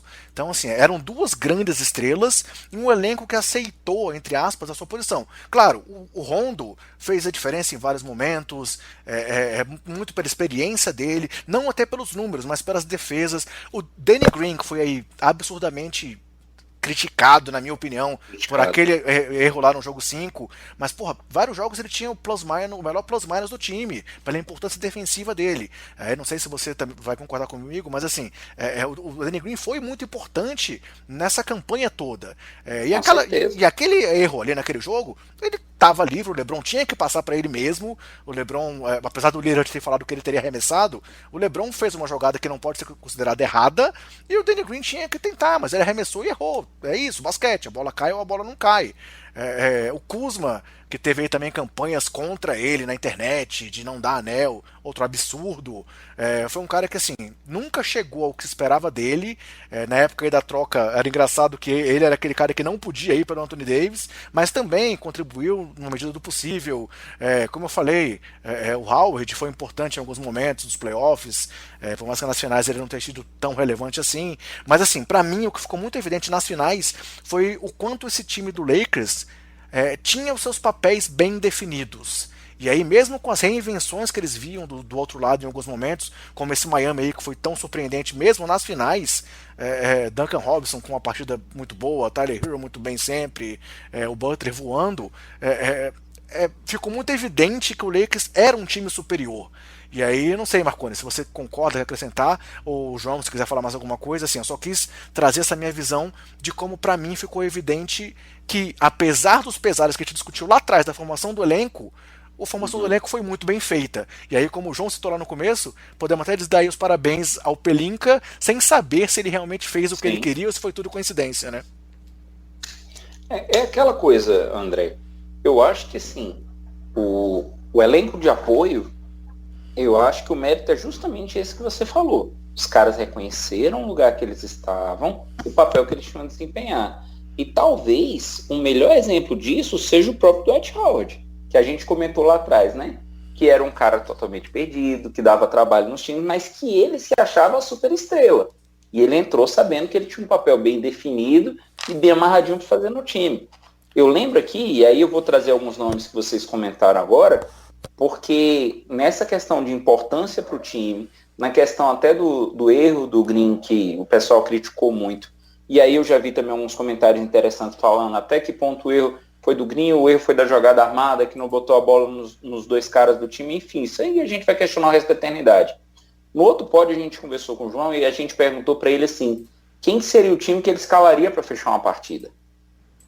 Né? E ele trouxe o LeBron, Davis, o Green, Kyle Kuzma, e aí o quinto seria ou o Bradley ou o Dudley. Ele disse que Troy Daniels e Quinn Cook não, que Rondo e Caruso também não. Agora sim, quando a gente pensa nesse grupo que ele está falando, vou pegar aqui LeBron, Davis e Green. Foram as escolhas para fechar os jogos. E foram escolhas respeitáveis. É o que você falou no caso do Green. O cara errou? Errou. O erro dele é infinitamente menor do que o erro do carinha que o LeBron trouxe, do J.R. Smith, que correu para o outro lado. O erro dele foi infinitamente menor. E ainda assim ele está sendo extremamente criticado. Sabe? Agora, que era um time bem montado, bem consistente, e que sabia o papel que cada um tinha que cumprir, isso aí não tem dúvida. Você falou das lesões do Miami. Eu acho que a única lesão do Miami que poderia colocar um asterisco no título, né, usando o tempo que a gente usou lá no início, seria se tivesse tido uma lesão no Jimmy Butler. Que o cara jogou que só o diabo. Teve aquela partida que ele jogou, parece que ele descansou 40 segundos, um negócio desse. Jogou o jogo inteiro. Então, assim, cara, tem que bater palma. O time foi bem montado, evoluiu bem, e o técnico também, é o que vocês falaram. Não tem o que criticar, não. E aí, João, o que você acha dessa análise aí com relação às finais, cara? Eu acho que essa coisa do elenco, você falou muito bem, é papel. E aí o Vogel foi fantástico nessa leitura e ter dado o tempo que deu, não insistiu com algumas bobagens. O Morris jogou quando ele tem que jogar, o Dwight jogou quando ele tem que jogar, o Kuzma jogou, mas não devia ter jogado, mas talvez tenha sido o único problema aí, realmente. Eu acho que também não adianta a gente ficar fazendo essa análise de longe aqui. Um técnico sabe que ele não pode queimar o atleta dele, não pode ficar jogando embaixo do ônibus porque a rede social está reclamando, né? No fim das contas, é mais ou menos isso. Eu acho que o Vogel teve um papel fantástico nessas finais. Eu me preocupava um pouco com a atuação do Spoelstra, que eu acho um técnico ainda bem superior ao Vogel, né, pela experiência. Não pela experiência, porque os dois começaram a carreira juntos, basicamente, né, mas pela experiência de estar nas finais, né. O Spoelstra já conhece muito melhor aquele terreno ali, né, então ele sabe que o ajuste ali é jogo a jogo e fez isso muito bem, né, com a medida que ele pôde e tudo mais. Independente das lesões, o Miami era um time que tinha suas limitações, né? Eu falava no 48 ali, se o Jay Crowder for chutar 50% de 3 todas as partidas, meu amigo, é melhor entregar o título para o Miami logo, né? Então você não pode ficar dependente desse tipo de atuação, e o Miami não era dependente disso, mas o que acontecia é que quando o Jay Crowder jogava esse tipo de partida, geralmente se ganhava, né? Então, o Miami ter chegado nas finais foi fantástico, realmente.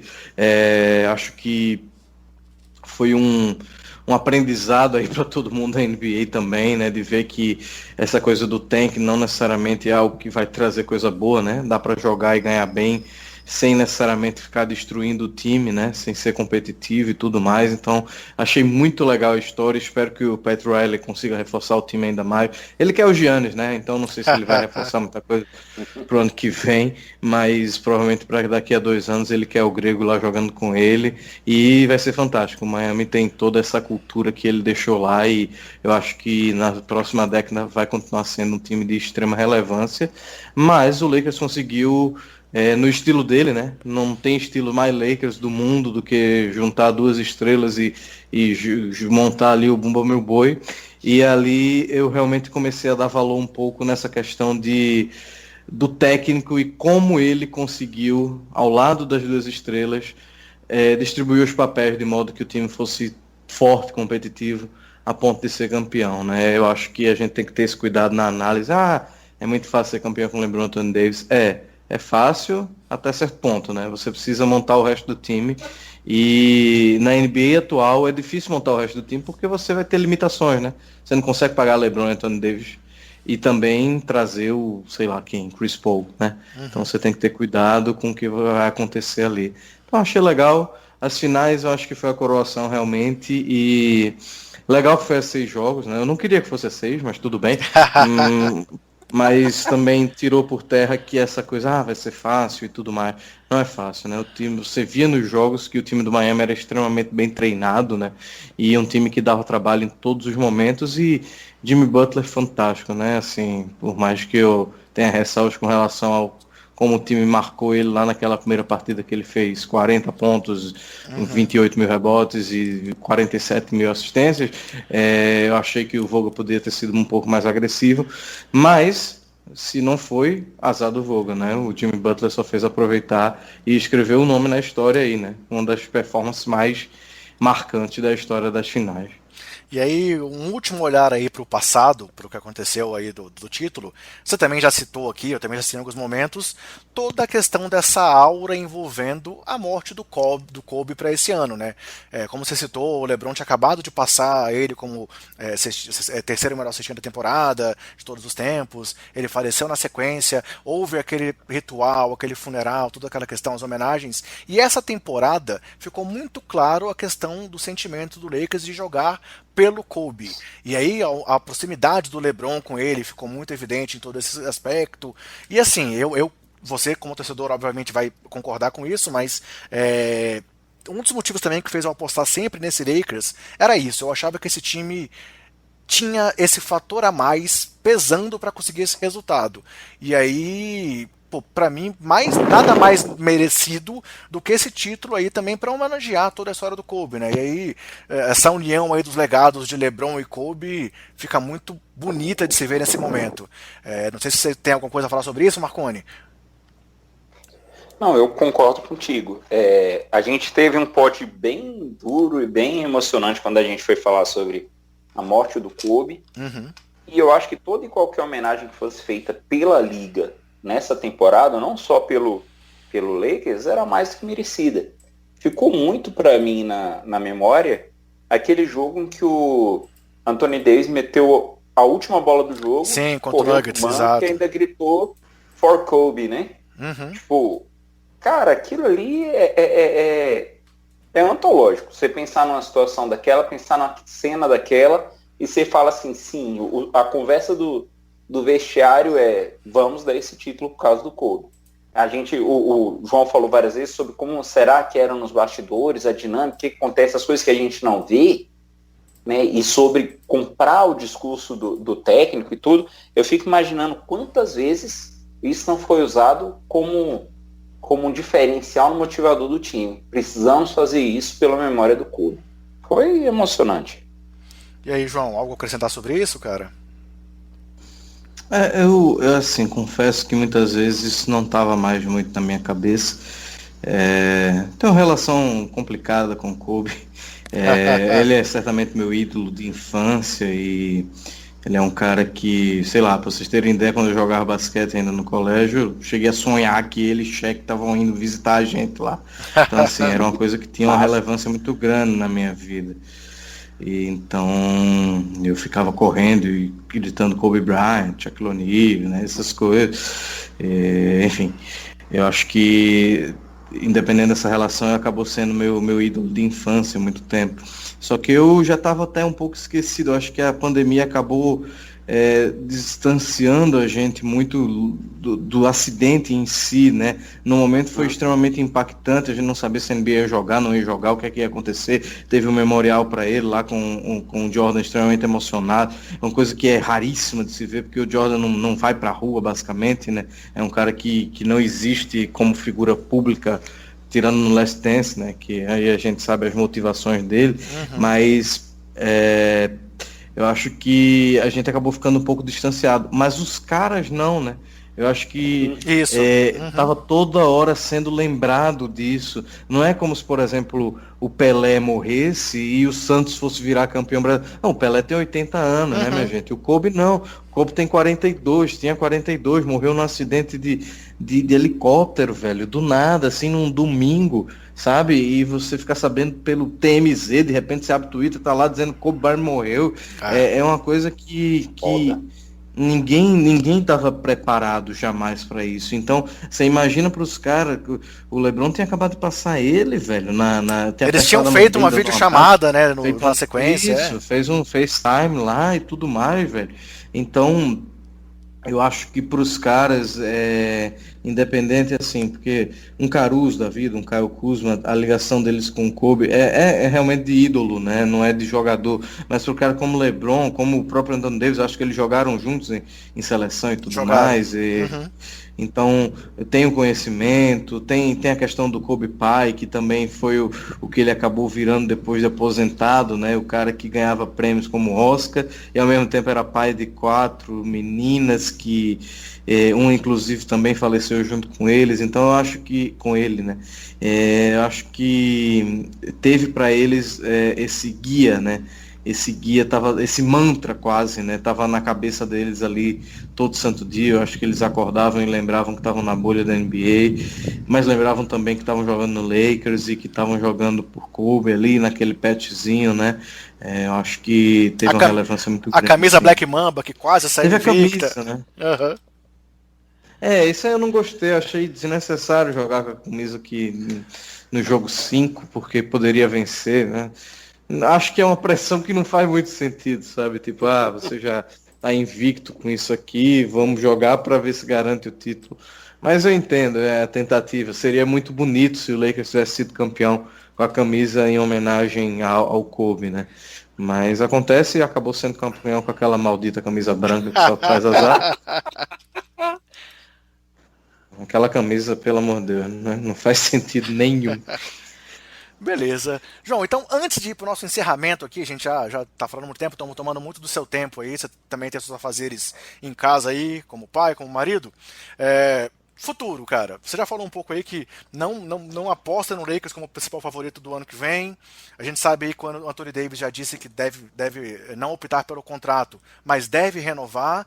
E aí começaram rumores aí, essa troca do Chris Paul, que a gente sabe que é muito possível de acontecer, porque vai ter que depender de vários jogadores renovarem, sign and trade, para serem trocados, tal, mas falaram já de Chris Paul, falaram de Oladipo indo pro Lakers, tem o Gallinari, que é um cara aí que já tá postando, dizendo para onde ele vai, que ele quer ganhar, chegaram já até a citar Derrick Rose como sendo um alvo.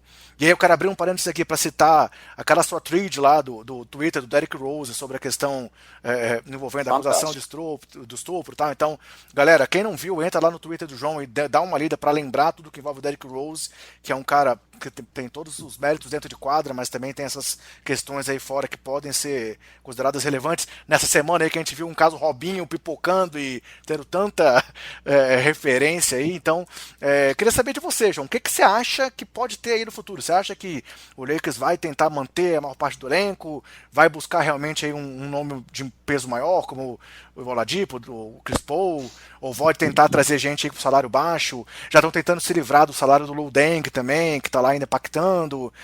Queria saber assim, você já falou que não espera, não vê o time como um favorito, mas e aí, o que você espera que vão tentar fazer para tentar manter esse topo aí da NBA? Favorito mas não é favorito sozinho. Sim. Eu acho que o Golden State é um nome muito forte para o ano que vem. A gente tem que considerar de novo Curry, Klay Thompson e seja lá quem for. Se não for o Wiggins, né? Porque o Wiggins é um cara que eu não consigo ter qualquer confiança nele, coitado. Foi um dos novos Kobe que acabou não virando nada, né? Quer dizer, ele é um bom jogador, né? Mas faltou um Eye of the Tiger ali nele, né? Talvez se ele ouvir um Supla cantando Eye of the Tiger, um negócio melhor. Mas eu acho que o Lakers, independente do que for ser feito, eu acho que a torcida tá num momento de dizer assim, putz, o que o Pelinka decidir ali, eu acho que eu vou acreditar e dar esse crédito, essa chance para ele, sem cornetar, né? Porque essa montagem que a gente falou, que aí a gente pode achar que foi fortuita ou também considerar que não, ele teve muito mérito nisso, né? Porque assim, só para fazer o apanhado do que a gente falou, no fim das contas, quando o Kawhi decidiu que ia para o Clippers, o Lakers anunciou 2, 3, 4 na sequência ali, né? Então já estava todo mundo engavetado, né? Já estava todo mundo... a ideia de elenco a ser montado já estava rolando ali, né? Então não é que chegou assim, putz, só sobrou aqui o André, o Marconi, enfim, né? Não foi só isso, né? Então eu acho que o Pelinka teve um mérito muito grande ainda nessa montagem. Eu acho que eu estou preocupado, não, mas estou curioso para ver o que o Anthony Davis vai fazer, porque a gente está num momento de recessão também na NBA, então o cap pode diminuir no futuro próximo, a CBA pode ser renegociada, inclusive. Então eu não sei se ele vai pensar em fazer um contrato curto, como fazem as grandes estrelas atualmente, né? O Kawhi, o Paul George e tudo mais. Eles, por exemplo, podem sair ano que vem. Não sei se o Anthony Davis vai tentar isso aí, ou vai querer garantir mais grana por mais tempo, né? Até porque ele é um cara que, infelizmente, ainda tem um histórico de lesão que ele precisa dar uma melhorada, né? Esse ano ele foi limpando, mas ele precisa garantir um pouco mais dar um pouco mais de garantia, né? Então estou curioso com relação ao que ele pretende fazer e também estou curioso com relação a quem o Lakers pretende manter, né? O Rondo já deu opt-out, então não sei qual tipo de valor ele espera receber. Fico curioso com relação a isso e com relação a trocas, né? Eu sou o maior fã do mundo do Chris Paul, acho um cara fantástico. Não vejo problema na idade e tudo mais. O LeBron tá aí com seus indo por 36, né? Então acho que não seria tão problemático. Mas eu acho que é uma troca um pouco inviável no momento. Teria que mexer 25 mil peças para tentar. E aí existe um desafio depois de montar um elenco baseado no que sobrou ali de exceção, que vai ser tudo basicamente salário mínimo de veterano. E aí já vem retorno aí dizendo que o Dwight Howard pode pintar no Golden State. Então, assim, o Lakers precisa se preocupar em dar uma renovada com o núcleo que ele acredita, né? Sei lá, tem que ter 5, 6, 7, 8 caras ali confiáveis, que ele acha que pode repetir o título com eles, e depois vai brincando aí e ver o que acontece, né? Quero ver o que vão fazer com o Kuzma. Tem rumor que ele ainda tem gente atrás dele. Eu só consigo pensar em dois times que Sacramento Kings e Detroit Pistons. Para mim são os únicos times do mundo que teriam algum interesse no Kyle Kuzma, e agora que eu falei, estou pensando aqui que realmente tem a questão do Derrick Rose, né? E aí me preocupa um pouco porque eu não queria ver o Rose no time do Lakers, em que pese ele seja um jogador extremamente útil, né? E enfim, é um cara que é admirável a volta por cima dele na carreira, mas é o que eu falei no Twitter. Se fosse qualquer outra pessoa, não tivesse um júri que foi tirar foto com ele depois do julgamento, ele provavelmente não estaria nem tendo essa oportunidade, né? Então eu fico meio triste que alguns caras cometam crimes e saiam ilesos assim, especialmente por tudo que a gente luta atualmente, né? Então eu espero que o Rose acabe não se confirmando, mas eu acredito que o Kuzma vai acabar sendo chopado aí em algum momento. E eu acho que o Lakers... Eu não tenho certeza que o Lakers vai fazer essas maluquices para ter uma grande terceira estrela, sabe? Eu acho que esse ano provou que não precisa disso, né? O time precisa mais de um elenco de apoio, especialmente quando chega nos playoffs, que a rotação vai para 8 caras ali no máximo. Então eu acho que o Pelinka e o Vogel e quem mais ali estiver montando a equipe vão acabar focando um pouquinho em tentar conduzir a temporada regular no banho-maria, né? E aí nos playoffs a gente já sabe com quem pode contar. Já tem um Caruso, né, que é um cara que oferece muita coisa. O próprio Avery Bradley vai voltar para o ano que vem, né? Então um cara que também tem um valor muito grande para o time, né? Então acho que o Lakers está bem servido para competir de novo no ano que vem. Repito, não acho que não seja favorito, eu só acho que tem outros favoritos que podem estar no mesmo nível. Não é porque o time foi campeão que é impossível que outros times estejam no mesmo nível. Então acho que ano que vem a gente vai ter... Muita coisa vai acontecer ainda, né? A gente não sabe quando começa a temporada, a gente não sabe como vai começar a temporada, se vai ter torcedor, se vai ter... Bolha não vai ter, né? Porque ninguém vai organizar outra bolha. Mas assim, talvez limitações de viagem nos primeiros meses, né? Então, não sei, tudo pode acontecer, né? Então vamos ver o que acontece. Estou ansioso pela Free Agency, mas estou também ansioso pela mecânica que a NBA vai trazer, porque vai ser mais uma temporada fora do comum, né? E aí, Marcone, para você se redimir, Lakers rumo ao 18º título ano que vem, cara? Cara, ele pode ir rumo ao 18º título, mas eu vou fechar com o João quando ele diz que é difícil a gente precisar nesse momento, porque tem muita gente que vem forte, né? Tanto o pessoal que saiu machucado desses playoffs e quer voltar, os times que saíram doídos porque não chegaram onde queriam, como os times que estavam em banho-maria para poder retornar, como o próprio Warriors que ele falou, e é uma curiosidade que eu tenho, pensar em que Brooklyn nível o Nets, Warriors né? vai voltar. A gente não pode o esquecer Nets, do Brooklyn, né? Que eu ia falar. Não, o Nets, se ele vier inteiro, é um time que a gente sabe que vai dar dor de cabeça, né? Então, vamos... Espera um pouco, deixa eu falar besteira mais pra frente, me poupa um pouquinho agora. Tranquilo. Lá na frente eu começo a dar as cornetadas erradas. Beleza, mas que ia ser muito fera. Uma final Lakers e Celtics pra ver quem é o 18º campeão primeiro, ia ser, hein? Cara, é a típica coisa que faz a gente crer nas teorias da conspiração, né? Tipo, a liga vai fazer com que isso aconteça. É a típica coisa que faz a gente crer em teorias da conspiração, porque ia ser antológico. Mas eles vão fazer isso quando puder ter torcida e ginásio cheio, cara. Então, vamos ver como é que as coisas se desenham. Beleza, então vamos para o nosso encerramento aqui. Mas, cara, mais uma vez um papo fenomenal com a presença do nosso querido João Lima.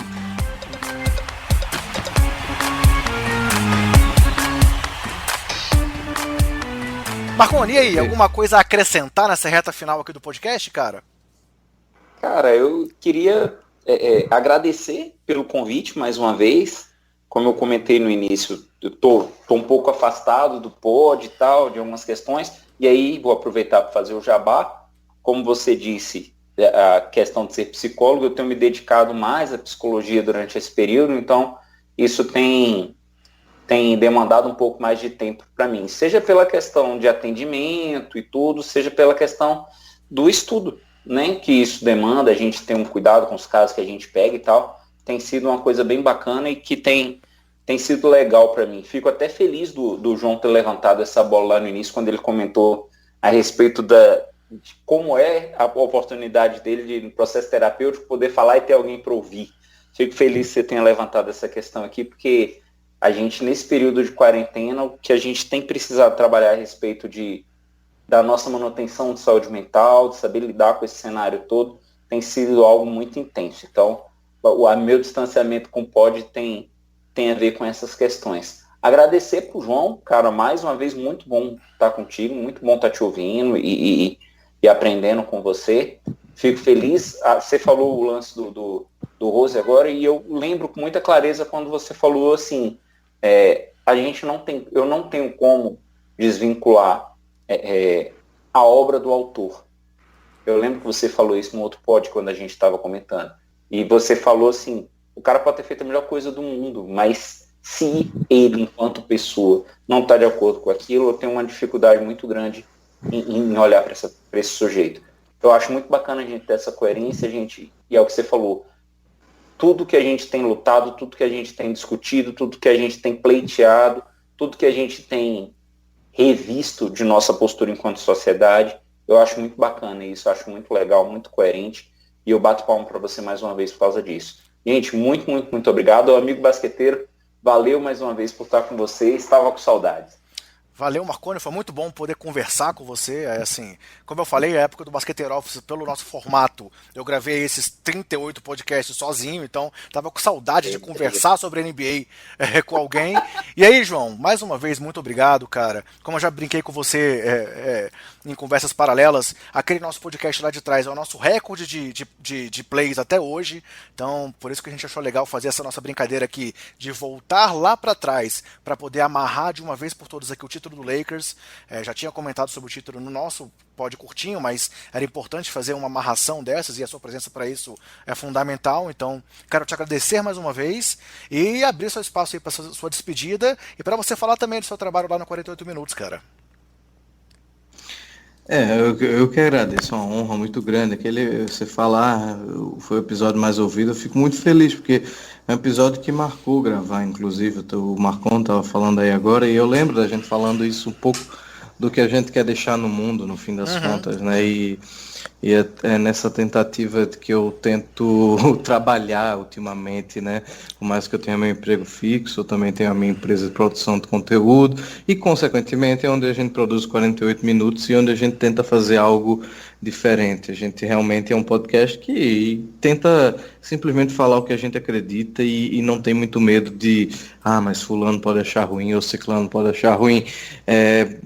sinceramente, não me preocupa muito isso. O que me preocupa é o futuro do mundo aqui, que meu filho e minha filha vão viver e que eu também vou ter que viver por mais uns anos, se Deus quiser, e todo mundo próximo a mim, e todo mundo que não é próximo também sofre com 1 milhão de questões. O Marcondes falou aí, e eu tenho falado isso com a minha terapeuta todo santo semana, basicamente, como é impressionante como a gente, como sociedade, dá um valor muito grande ao físico.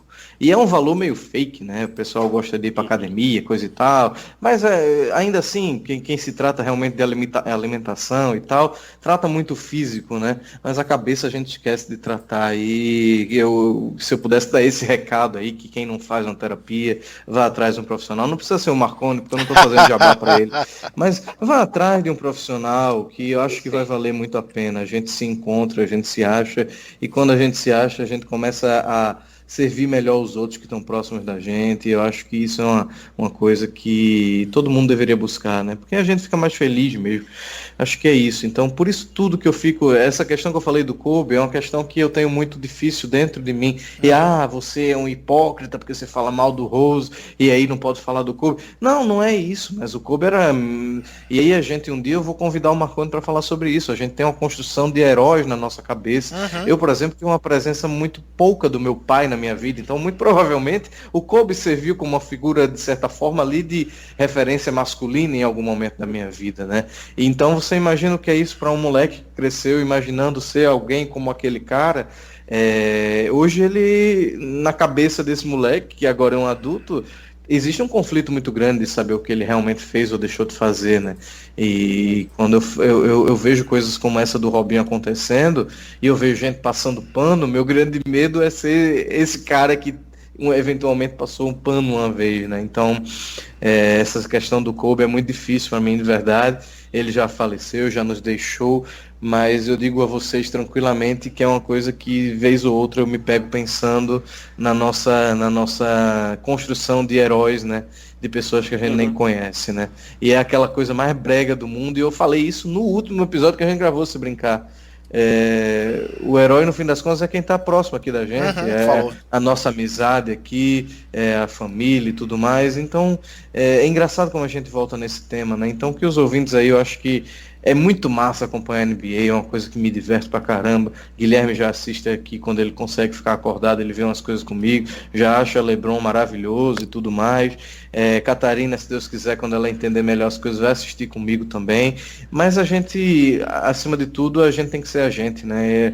Não tem que ser nenhum outro e não tem que ficar vislumbrando que esses caras são alguma coisa de realmente relevante na vida da gente. Então, por isso que é uma honra muito grande falar com vocês aqui, porque nenhum outro podcast de basquete no Brasil, tirando 48, que aí é meu e eu falo o que eu quiser, eu posso fazer isso, né? Então é uma honra muito grande. Quando vocês quiserem convidar, sempre convidem. Quando vierem aqui no Recife, quando vier, quer dizer que passou essa loucura, né? A gente grava em loco, todo mundo junto, faz uma resenha.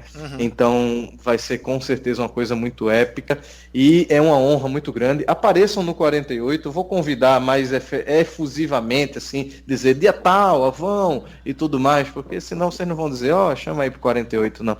Então, uma honra muito grande, de verdade. É sempre uma honra falar do Lakers, eu acabo falando 30 minutos para cada pergunta que vocês mandam, mas eu tento trazer uma opinião que nem sempre está por aí, e eu sei que é difícil porque hoje em dia é 50 mil produtores de conteúdo de basquete, mas a gente tenta ser um pouquinho diferente. Uma honra mesmo, de verdade, um abração para vocês, tenham aí, espero que a gente bata o recorde do outro episódio agora. Espero também, muito bom, bom demais, muito bom essa conversa realmente, a gente já falou daquela vez, esse auxílio que a gente faz uns aos outros é muito bom, e trocar essas experiências, trocar esse conhecimento sempre é muito gratificante para ambos os lados. Então, João, brigadão, tudo que a gente falou sobre basquete, sobre fora do basquete, é muito bom, e assim, a forma como essa conversa a gente consegue fluir com ela fala com tranquilidade, mostra como é que realmente o entrosamento é natural quando a gente tem alguns pensamentos parecidos. Então, obrigado por estar aí com a gente. Sobre isso que você falou muito do Kobe aí, realmente dá para entender essa dualidade. E aí é um ponto até que a gente pode citar de um dos méritos grandes aí do LeBron fora das quadras, né? Que a gente vê ele sempre, claro, tô dizendo que pode ter coisas aí que a gente não saiba, mas a gente vê ele muito, muito positivamente como esse lado aí, pai, homem e pessoa que também deu a volta por cima numa vida difícil para se tornar tudo que ele é hoje na NBA. Então, muito obrigado, valeu Marconi, bom demais estar com você, abração para você, abração para o João, abração aí a todos os basqueteiros que estão nos ouvindo, divulguem, falem do nosso trabalho, a gente sempre se esforça para fazer um trabalho da melhor forma para vocês, e aí eu vou deixar aquele meu recado final, galera, a pandemia não acabou, então se cuidem, cuidem dos seus, cuidem do próximo, e até mais!